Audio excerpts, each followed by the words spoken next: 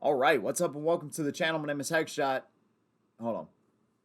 All right, what's up and welcome to the channel. My name is Hegshot. Thanks so much for joining me today as we're going to talk about the top 5 kills in Scream 2022. Now, this is my generation of slashers here, and as much as I love Friday the 13th, Halloween especially, Nightmare on Elm Street, I wasn't born at the start of those series, so I really can't say they were my generations of horror, although I just missed, Nightmare on Elm Street by 3 years. I was born in 87. Really, this slasher series is, I guess I would consider my generations, although I dearly love some of those other ones, even better than Scream. Scream has always been a kind of goofy and self-aware type of slasher. With some pretty good moments here and there. There have been some pretty bad movies too, I think. This one, it's okay. Let me get the mask off and let's talk about the top 5 kills, though, in this movie. Pretty much every character makes a comeback in this movie, and you have characters like Randy, who I think they immediately kind of knew they made a mistake by killing Randy. They always find a way to bring him back, and now we have his niece. Randy was our uncle. And his sister, Martha, from, remember, the third one, I think. Julie, hi. You look. Yeah. How's the wife? Okay, Mom. Where we were introduced to her. Randy will always kind of be tied to this series. But characters like that have really made this thing what it is. And Dewey, being one of my favorite, if not my favorite character in the movie, keeps this thing kind of entertaining in a way. But we have a whole new group of characters now, and a lot more selections for Ghostface to kind of go through and kill. One of my biggest pet peeves on this movie, though, is the acting. There is a lot of bad acting. It gets really bad at some points, but neither here nor there. Let's talk about these kills. So 20 minutes in, we have the piss drunk, mullet rockin', gas guzzling, shit starter Vince. And this is a pretty awesome scene. Relationship triangle, a little lover's triangle here. And yeah, so anyways, he's outside, he's taking a piss, and this happens.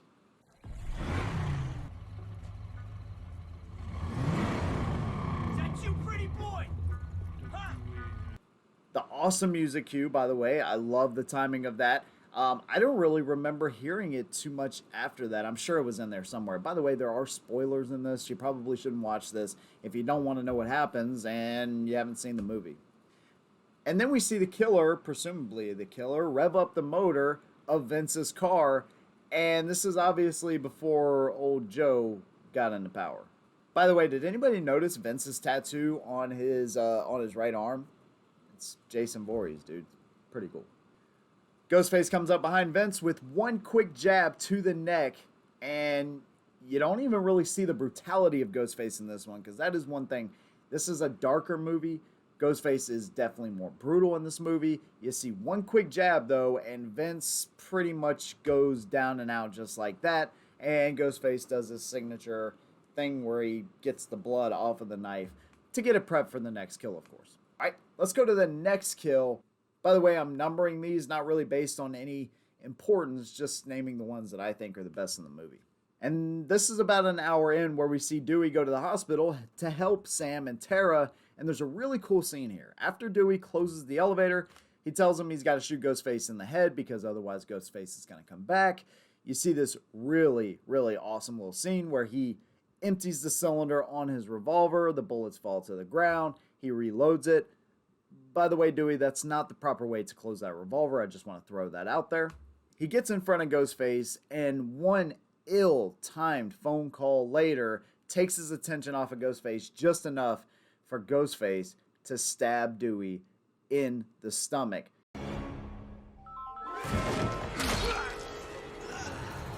Not only that, Ghostface has another knife that nobody's seen, stabs Dewey in the back, and kind of rips upwards, and you see the blood spill from Dewey. He goes out like a champ, man, but this is Dewey's final rodeo. It's really hard for me to believe that they killed him off. They did, though. He is definitely dead, and with future movies, which I'm sure there will be more of, We'll just have to see how that kind of plays into it. But it was almost like a Randy moment for me. Like, you don't kill Dewey. You know, kill Gale or somebody else. Not Dewey. He's the man.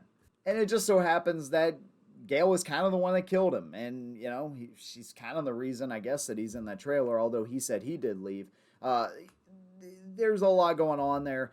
It is really fitting that she's the one that called him to take his attention off. And eventually, that's kind of what led to his demise. There is one very cool line in here, though. It's an honor thing from Ghostface. It's an honor to kill you, to be the one to kill you. I thought that was a nice little touch. It's an honor. R.I.P. Dewey.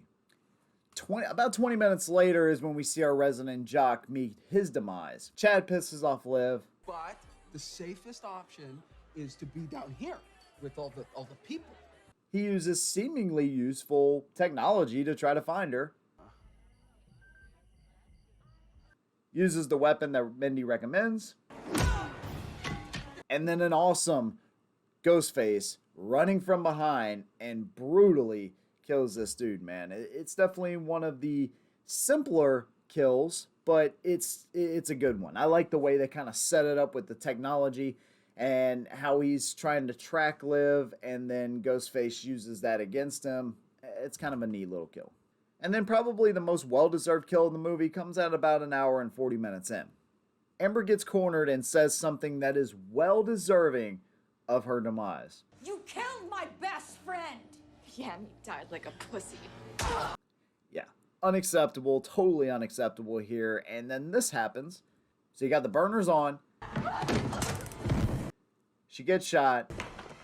You want to do the honors? This one's yours. She falls on the burners. Instantly somehow catches fire.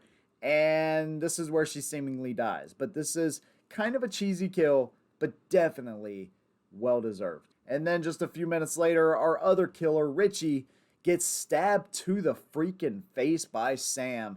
And then over and over and over gets stabbed until he gets his big ending that he's been looking for with a throat slash. And this is kind of a brutal way to end it. And of course, the killer always comes back. Again, this is kind of a self-aware type of horror movie, and this happens. Really hated this part, by the way. Somehow she just magically stops burning and she runs at them, and then she dies, and that's it. That's pretty much the top 5 kills. Nothing. Halloween Kills was a much more exciting kind of kills movie. I mean, it was Halloween Kills, for God's sakes. This one, it was a little bit more limited. I would have liked to have seen some more creativity in it, but there was some definitely good moments. And I think Dewey, as far as if we had to say a number 1 kill, Dewey's unfortunately was the best there, man. We really got a little bit more creative there. But all in all, I'd say the kills here, they were okay. But I'm definitely a fan of a more brutal type of Ghostface in this movie. So I want to hear what your thoughts are about this, about the kills, about the movie, whatever. Anything else you want me to cover, of course, let me know down below. Make sure you subscribe to the channel. I'll see you in the next one. And as always, hold them down.